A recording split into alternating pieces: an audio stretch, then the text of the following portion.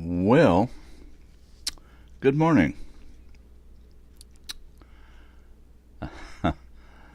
Guys and gals and boys and girls and all the government agents watching and all the ships at sea. Good morning. A lot of times I start these things and I'm really unsure of where I'm going with the story. I almost feel unprepared.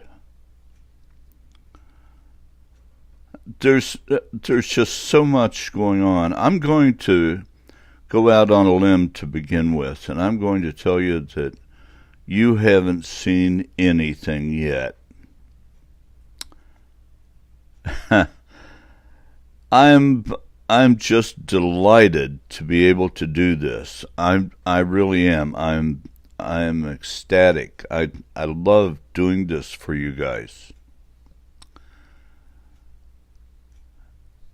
Let's see, the last video I did, we talked about Mac meeting Mitsuko and Seuss and the infant. Well, there was some postscripts to that story. You need to know these postscripts. You might ask what happened to her husband, or lacking any information about him at all, the father of the children. Turns out after 7 years of living in Japan off Mitsuko's family, steadily convincing himself that his family back in Lincoln, Nebraska, would shun Mitsuko and the kids, he divorced Mitsuko suddenly and moved back to Lincoln and married his high school sweetheart. They did not get along from the start, and at last reports had divorced. He had 2 more wives who divorced him because of his rotten character and sleazy, ramshackle rented dwellings he could barely afford on his meager salary working in a junkyard.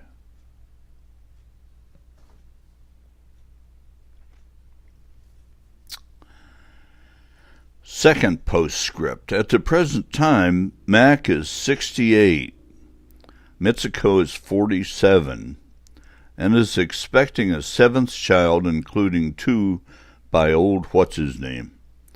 They are still living in their humble abode on the outskirts of Kyoto. Mary is still the housekeeper they stole from Mitsuko's parents when she moved with the infant and Seuss to Mac's house across the street immediately after they were married in a local civic ceremony.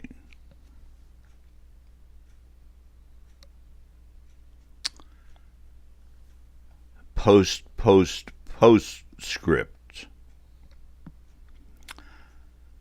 There's one little detail missing.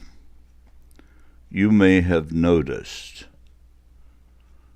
The infant was a little boy. His name was Shinji Nobuyuki, after his grandfather. His birth certificate says Shinji Nobuyuki Rand, after his stepfather. The name was changed legally after Mitsuko and Mac were married in the civil ceremony. The reason he wasn't named in the story was that he couldn't speak English yet. He was called Shin throughout his life. Shin was the principal chief scientist who led the team that discovered the popularly named Shin principle, which became the Shin Translite drive now used to power spacecraft throughout the galaxy.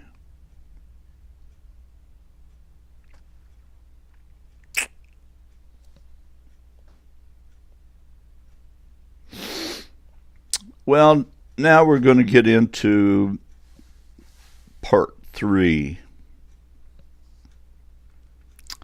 It's a continuation of the story about Mitsuko, Seuss, Marie, Shin, Grams, Nobu, and Mac in Kyoto, Japan.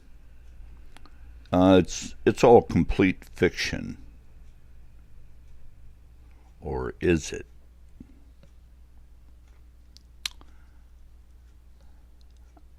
I'm going to stop here, and I'm going to say that this particular section is full of material that may be a little iffy. So you're gonna find me with my mouth open and trying to figure out where to go next to continue the story, because a lot of this story is filler, and there are other parts that just is the story. What's going on with the principles as relates to the story, as relates to the solution to this problem of intrasolar, not, let's see, the correct word would be intrasolar system travel. I think that's correct. Well, the life I'm enjoying at the moment is such a joy. The family is growing by leaps and bounds, with all the kids exemplary in all respects. I'm not sure where all this good behavior comes from, but Mitsuko and I and the rest do spend our time almost exclusively with them. I have been blessed in the past with good health, and made a small fortune in my personal business, so that now I am mostly retired. I do go into Kyoto a couple of times a week to check on my affairs with my agent, but all my time otherwise is spent with the family. Mitsuko has her mother and father right down the street, and all of us are a very tight-knit family. Mitsuko is the only child, which has privately been explained to me as a result of an unfortunate infection soon after Mitsuko was born, which precluded more in her family. Well, I thought I would go back in time and tell you a little of our lives back then. It's been 10 years. Well, Mitsuko tells me a lot of her early childhood while we tend to the kids. Seuss and Shin, her first two, are growing like weeds. Shin is now 3 and into everything. Seuss is blossoming, and she is now 8. Their mental growth has been astounding. I find that Shin is a whiz already, reading everything in sight and interested in spacely sort of things, which seems to be his focus at the moment. I am pleased to say he and Seuss are jointly the apples of my eye. Shin is affectionate to his mother mainly, but does come and sit in my lap when his day is winding down, goes quietly to sleep there, and then his mother comes and picks him up for the trip upstairs to his bedroom. When Shin goes, Seuss then comes and sits on me. She's a handful at 8, but I love her shower of affection she gives to me. I sit in a sort of recliner with her, while Mitsuko sits in her own matching recliner nearby, in front of the fireplace in our great room. Well, when she sits on me, I have to be careful where I put my hands so I don't get accused of some light hanky-panky. Not that I don't want to put my hands where I shouldn't, but it is that I have a delightful family here, and I don't want to do anything to screw it up. Seuss told me as much years ago. Also sitting on my lap the first time that I met her and her brother and her mom. When Seuss sits on my lap, she tends to play around with my hands. She softly manipulates my fingers and wraps her fingers around mine, and it's so delightful. I'm going to go away from the script and just tell you that I just love that period. Having Seuss sit in my lap and sort of just get comfortable. I felt ultra comfortable. And being that close to my daughter, I loved it. It was just so cool. Let's go ahead to page 70. 87, 88, 89, 69, 70.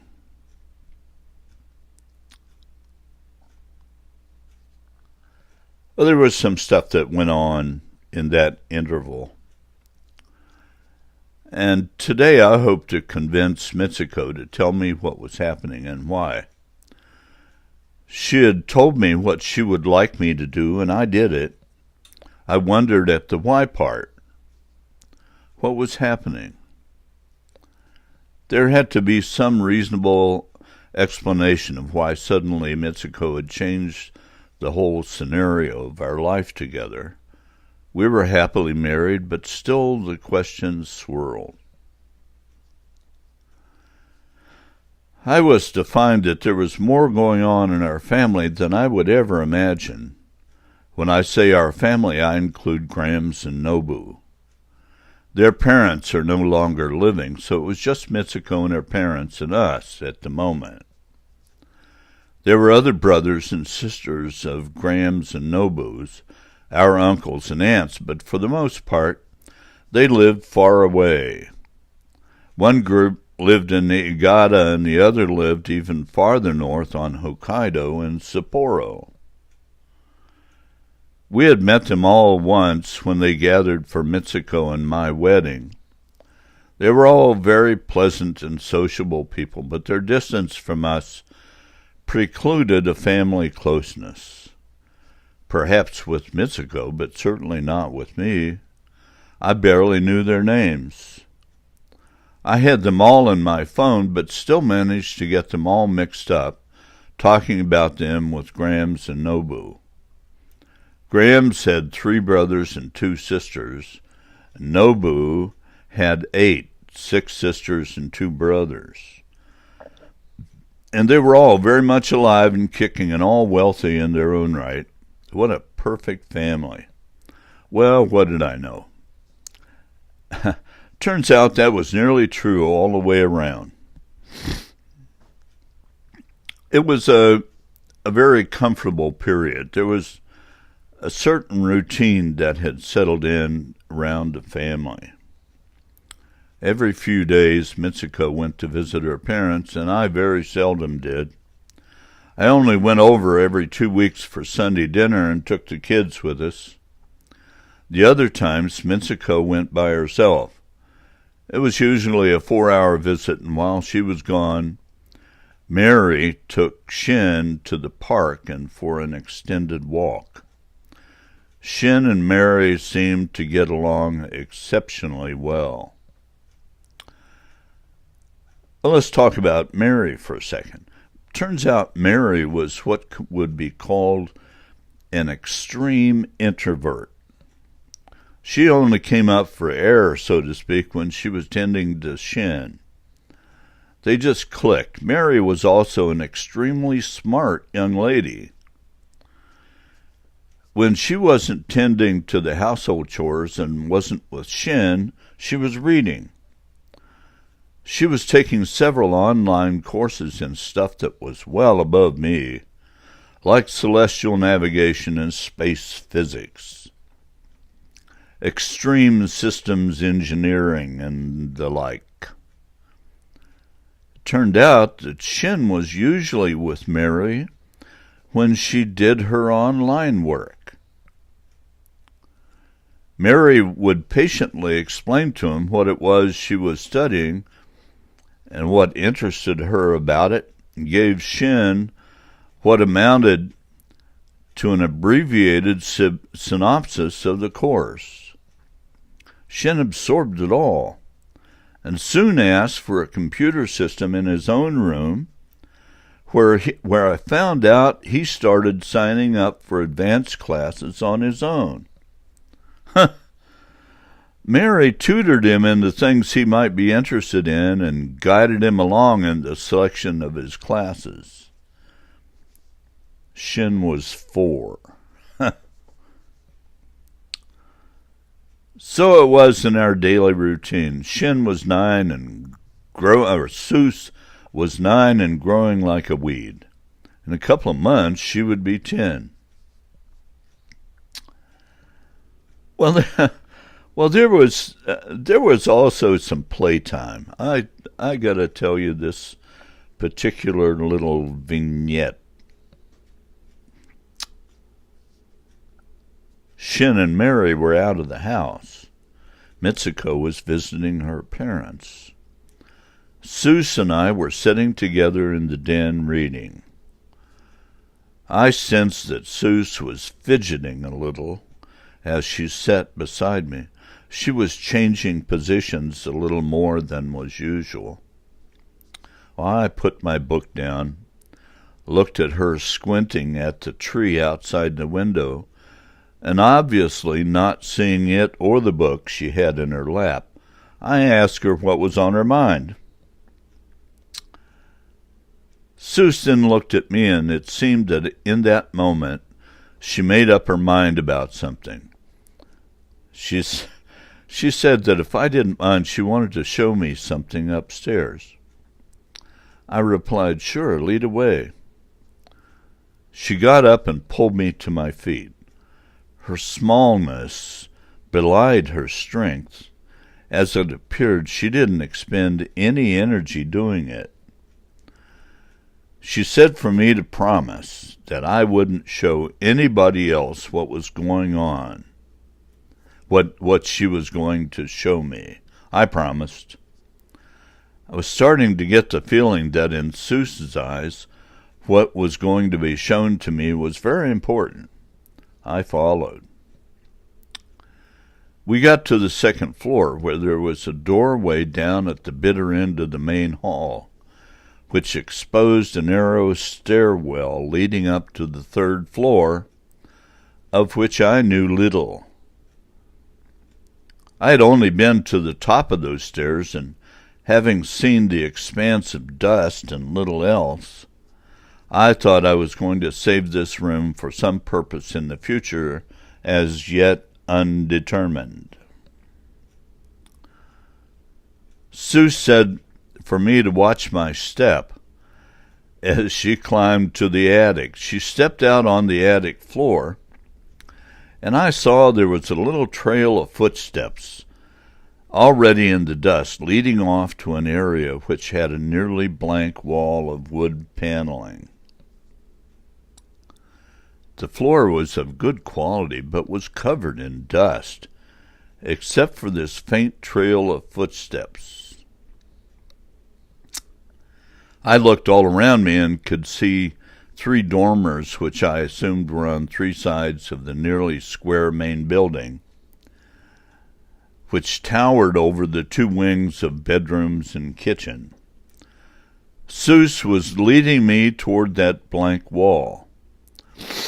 I stopped her and said for her to look down at the floor. I said that if there was a secret in the attic, that anybody could find it by looking at her tracks in the dust. She looked down and then covered her mouth as she quietly said, "Shit." "Seuss," I said, "we have to clean this place up, and we have to do it ourselves." I said that we can't let anybody else know about whatever it is you're going to show me. I said, we have to bring cleaning supplies and we have to give this attic a field day. It has to be spick and span so your trail of footsteps in the dust is completely gone. We have to wash the windows and polish the floors and the woodwork, and then your secret will be safe from prying eyes. Well, Seuss looked me in the eye and said she had a better idea. She told me to stand still. She went back to the stairs and carefully set out her footsteps in the dust to all of the 3 visible dormer windows, and then paced before all the wood paneling between those windows, and I saw her brilliant plan to obscure her single track to that far wall. There were now many tracks in the dust and seemingly in all directions. Nothing special about any of them could be seen. Seuss then walked back to me and then asked if I was now ready to see the secret. I said again, "Lead on, milady." She then walked up to the wall. She took 3 steps sideways in an area which had recently been cleaned of dust. It seems that Seuss was ahead of me in obscuring her footsteps to some extent. She said that I should do what she had just done, and then pressed on a spot on the wall, and a regulation-sized doorway opened into a hidden room. I followed her by doing her sideways steps and entered the room. Surprise, surprise. We were in a room with that 4th dormer window and a sofa and a small standard bed. It was furnished with electricity and lamps by the bed and sofa for reading. There was no sign of a radio or anything that would make noise in the room, made for quietness, it seemed. Sue stepped over to a door set in the side and showed me a small bathroom with a toilet and a sink and a small kid-sized shower. I suppose I could fit there in a pinch. I turned to Seuss and said, "This is a neat place." I asked her if she knew who put it in, and she said that she knew the small girl who lived here before, who told her that her dad had put it in for a quiet space for himself as a study. The young girl had confided that her dad had stopped using it,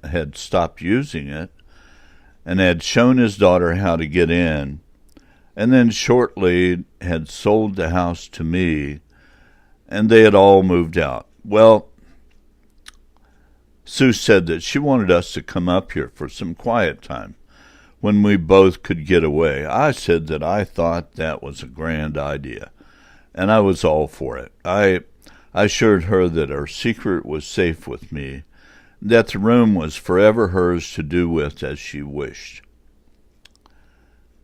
I said that whenever she brought me up here, that I would agree to be her servant, slave, and would do anything she wanted while here. Well, Sue grinned.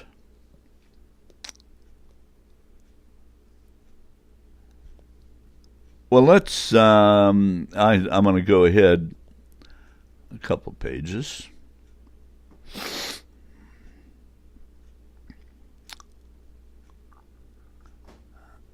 After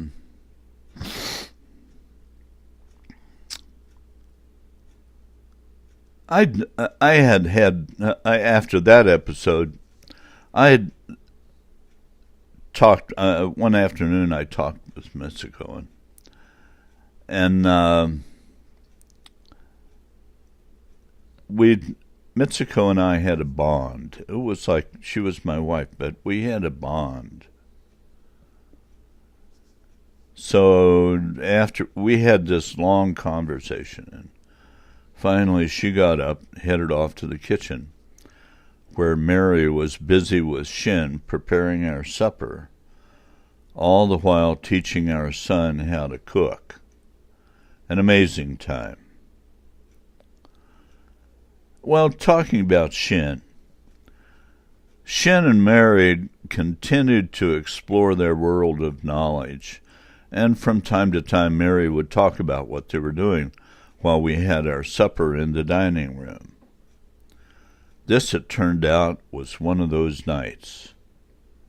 I thought I couldn't remember the last time we were briefed, but I thought that was okay.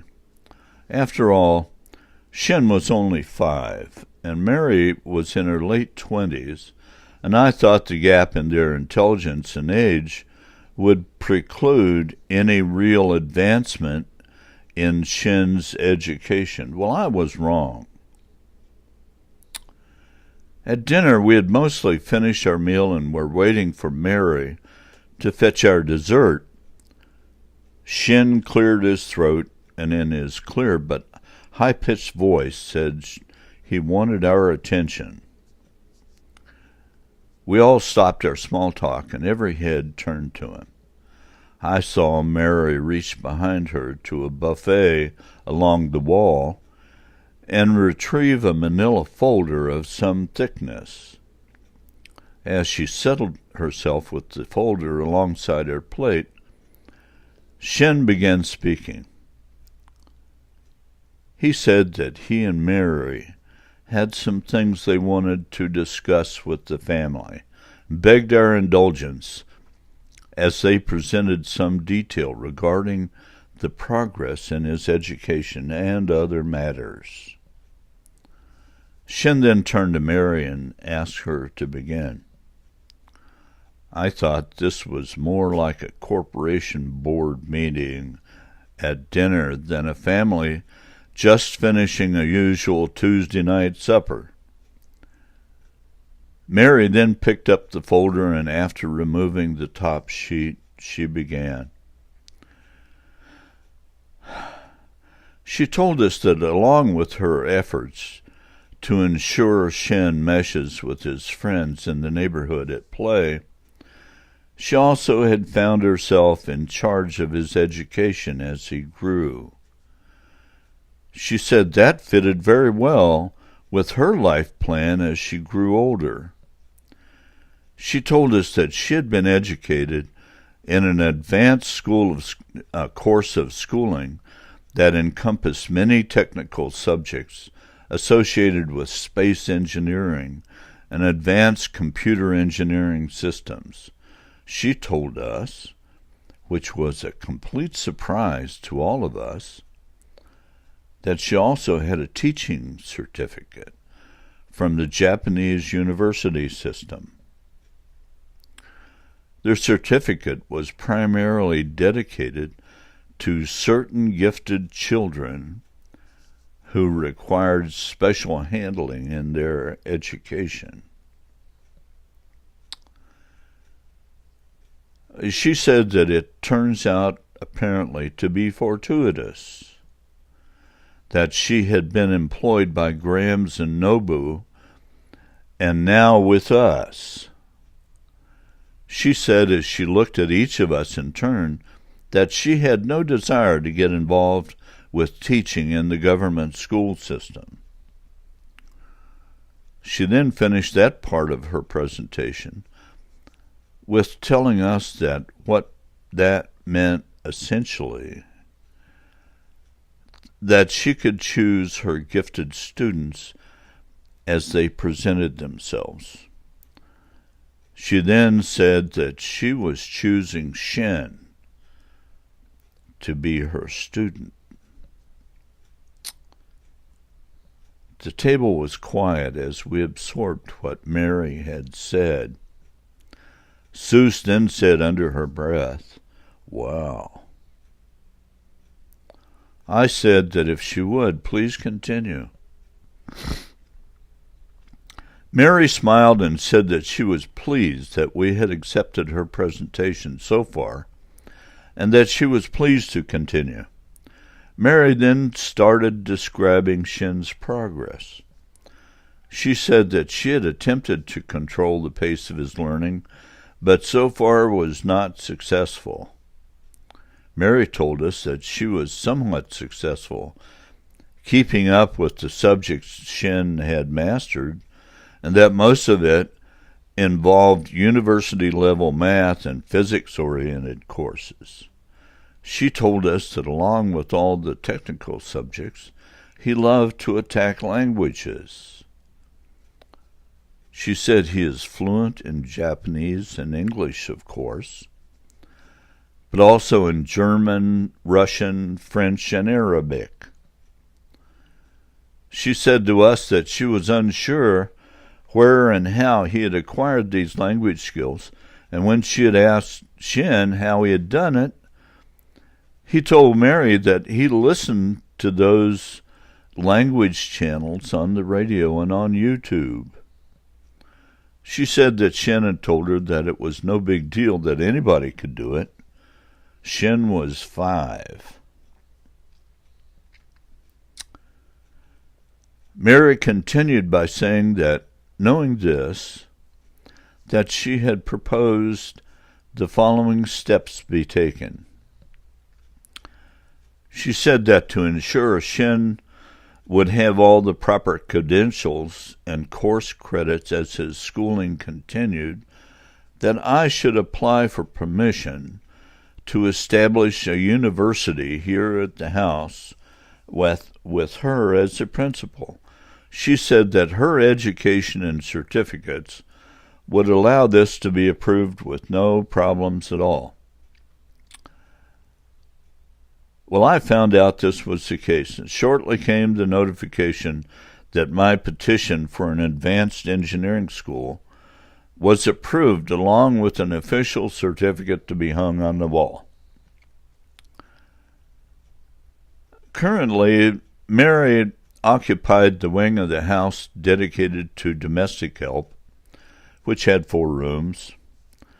Mary told us that she intended, with approval of course, to modify her wing into rooms for herself, and also a computer room and a classroom for 2 dedicated to lectures and the like with associated equipment. She said that she already had 2 advanced computers for schoolwork, research projects, but she said that if I could arrange for an advanced internet connection at the house, she would appreciate it. I thought a giganet connection from a private school not far from here would be great and fit the ISP requirement Mary had in mind. Mary continued by saying that her presentation is complete, except for the following. She told us that she was unable to come up with an IQ number for Shin at the present time. She said that she would estimate it to be in the low 200s. Wow, I thought to myself. I looked at Shin and found he was looking at me. He held his arms out to his side and turned his hands upside down, and shrugged as if to say he couldn't understand it either. I laughed at his antics, and as by this time everybody else at the table had seen his gesture, began to laugh also. I said out loud, "Well done, Shin, well done." All of us then applauded, and the little imp slid his chair back from the table and stood up and took a bow. We continued laughing with him. Everybody was saying, "Good job, good show," things like that. Shin sat back down and looked at me again. I looked at Mary and said that I approved everything she had suggested, and told her that I would arrange for a school budget fund be established so she could get things done without any undue delay. She said thank you. Well, there must have been an angel looking over us, as my agent reported the following week that he had submitted the forms for the school and had been assured by the personal friend he had used in the government education process that the application would be approved momentarily. I got the approved forms and the approval certificate in the mail, special delivery 2 days later. I got a round of applause from the family as I delivered the good news at supper that night. Well, this next part is one of those sections, but I'm going to tell it anyway. Kind of part of this story. Mary stopped me in the kitchen later that night as I came in for a cold beer refill and said to me that what we had done was going to turn into a big deal. She told me that Shin was going to be known worldwide for something later on in his life. She said that she was going to personally keep an extensive diary on Shin's life, because sooner or later, lots of people were going to be writing books about it. I found my mouth starting to gape open as she said that, but then I thought it might be a good idea for me to keep some sort of log myself. Mary then surprised me with such a simple action that I could only stand there with my mouth wide open. She was wearing a pair of what looked like a Japanese version of Levi's. Tonight she had on a Western-style shirt with a neat pair of very colorful running shoes. She reached into her right front pocket and pulled out a comm unit. She said that she would also be informing some interested people on how Shin was progressing. She put the comm unit back in her pants. Why was I not surprised? I held out my arms, and for the first time Mary and I shared a very close hug, and as I drew back after what seemed to be a long time, she pulled me back and kissed me soundly on the lips. Well, I have to admit I kissed her back. Twice more, actually. Then she astounded me as she pulled me back in so she could whisper in my ear. She said quietly that she didn't have a boyfriend at the moment. Would I be interested? I said that I was probably going to have to talk to her in more detail soon. She replied that I could visit her in her rooms later on so we could get some details worked out. Okay, I said, and then asked if 22:30 would be too late. She said that she thought that would be okay. I was due back in the grit room about then, so Mary walked toward her quarters, and I headed back into the main house. I stood by Mitsuko's chair and told her that I had just arranged to go visit Mary later on so we could hash out some details of what we had talked about at dinner. She said that she thought it was a great idea with all this business for me to start visiting Mary in private to keep Shin's education moving along. She said that she expected my moves in that direction would be very fruitful for the family. And Mitsuko then smiled up at me and said that she was sure that Mary and you will get something resolved. She then reached up and grabbed my shirt and hauled me down and gave me a deep kiss. Well, I wondered where all this kissing was going to end. Are all these women conspiring against me so that I continually have no energy to get out of bed in the morning?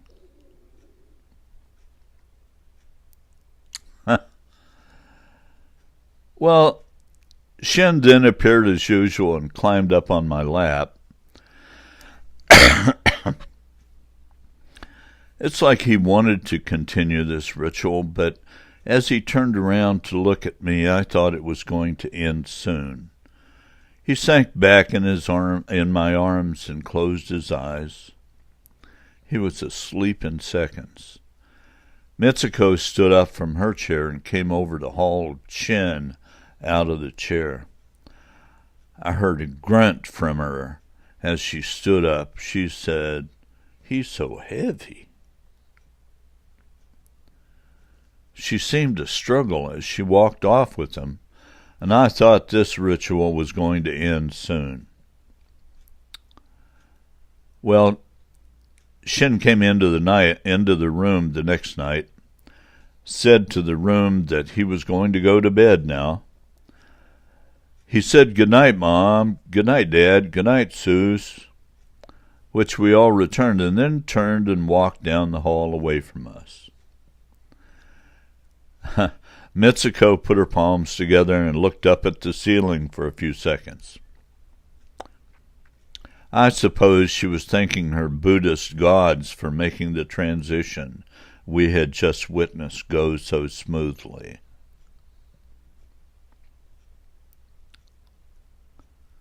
I looked over to the couch where Seuss was sitting waiting for her turn in my lap. She looked pensively at me and said that all good things must end. I agreed with her. She said that she'll miss sitting in my lap at night. I said I will too. Well, she looked down at her lap and then back to me and said she was ready for bed. She said she had to get up early for a special class at school, and she really had to cut the night short. She then said that if I would walk her to her room, she would give me a special good-night hug. I said I could handle that, and saw her giving me a huge wink behind her mom's back. I thought maybe I should go along. So we climbed on her bed, and I had normally got into the habit of giving her lots of hugs and kisses at night before I got out and went to bed myself.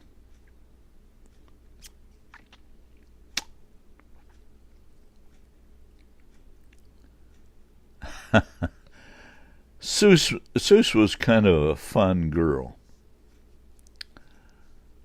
Well, we were getting ready to go upstairs, and Seuss got up and walked over to her mom and leaned down and kissed her good night. Mitsuko said, "Good night, sweetheart." Then Seuss leaned down again and kissed her mom on the lips. Seuss said sort of low, but where I could hear it, to her mom, that was the way she kissed her dad, and thought she should be doing her the same way. Well, Mitsuko pulled her head back and said that it wasn't too refined for mother and daughter to kiss like that, so she said that they were going to have to practice it some more until Seuss got it right. Seuss giggled and said, "Mom!" And Mitsuko said, "Seuss!" And then both of them got to giggles. Mitsuko said that if she didn't stop acting up, that your dad will not be inclined to fool around with her, putting her to bed. Well, Seuss replied, "You're right, Mom. Come on, Dad, let's go fool around some."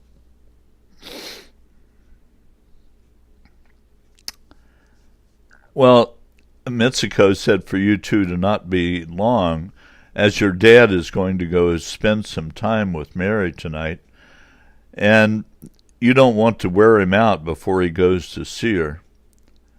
Well, Seuss turned her head to me and said, Dad?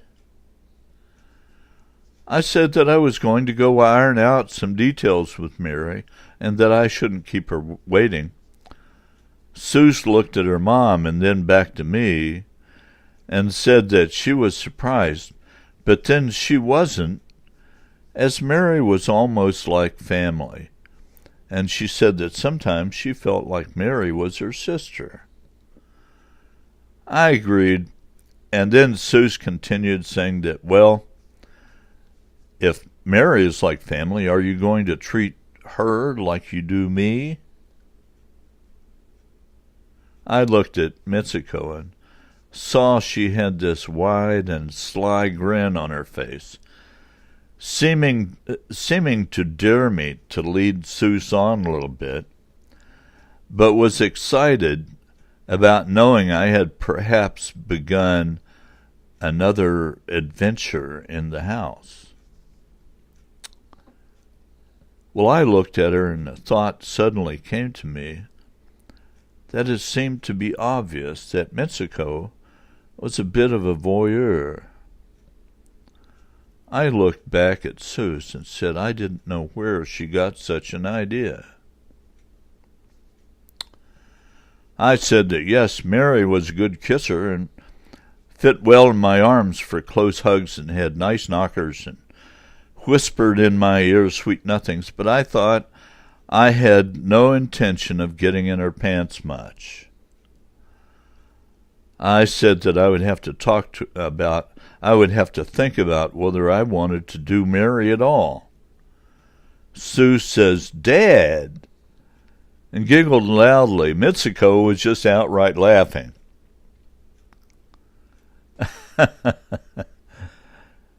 So I gotta go up to, let's see, a few pages.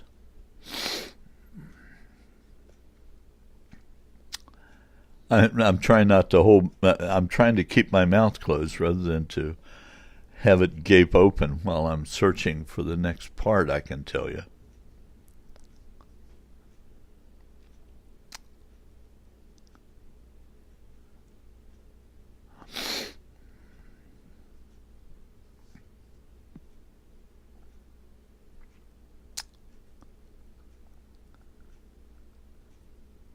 Well, the next morning, well, I'm not even going to go there. It's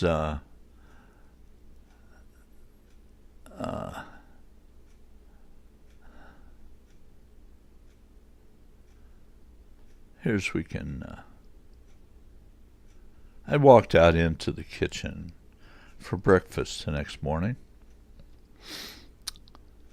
and I had spent the night actually with Mary, and so I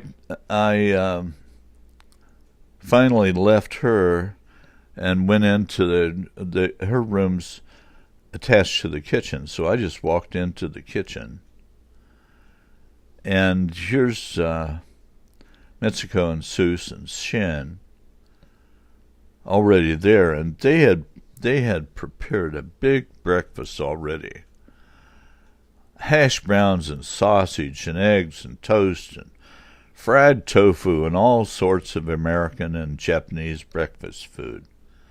My mouth watered. I said I would be right back, as I saw the sideboard yet held what appeared to be enough food for 5 more people.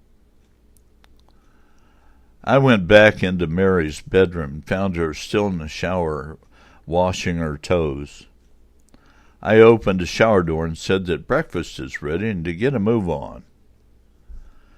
She leaned over to me and kissed me and said she would be right out.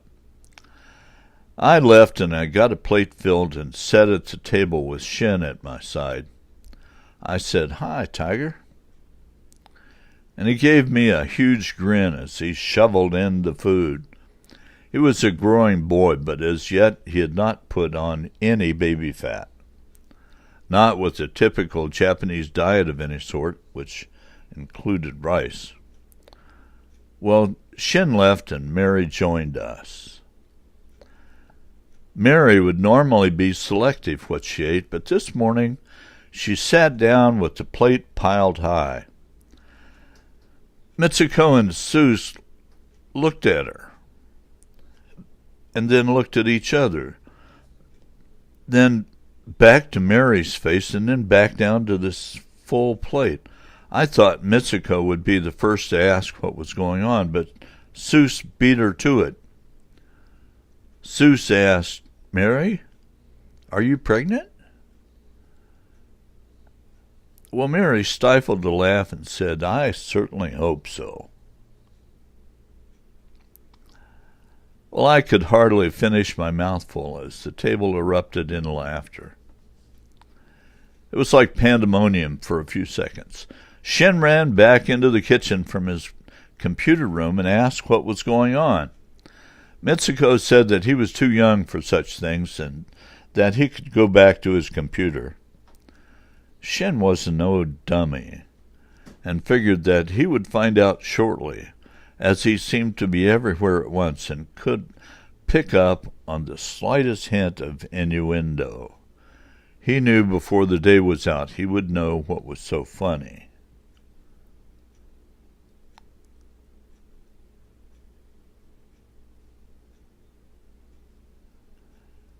Well, the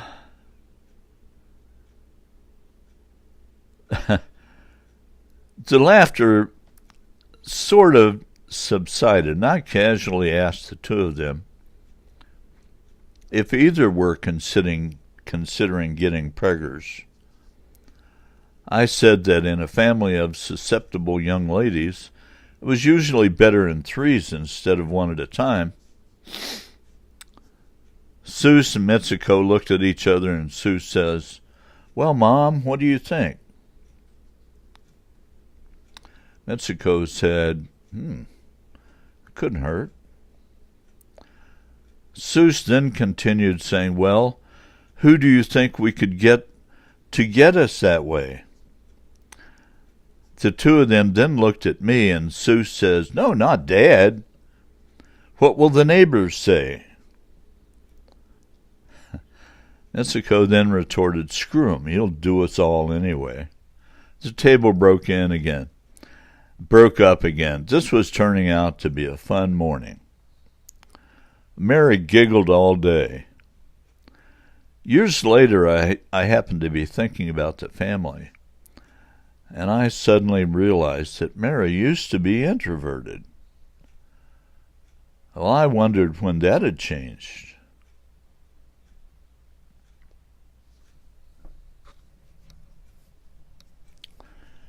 Scratch, scratch.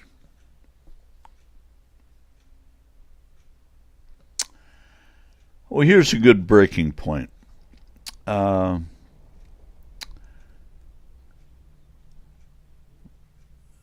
next episode is going to start off with a bang.